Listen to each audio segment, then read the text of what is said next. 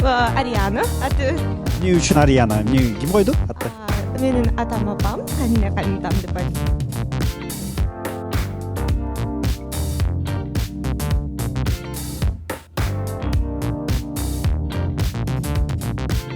Бүгүн абдан сонун күн болуп жатат. Анткени мен кызым төрөлдү.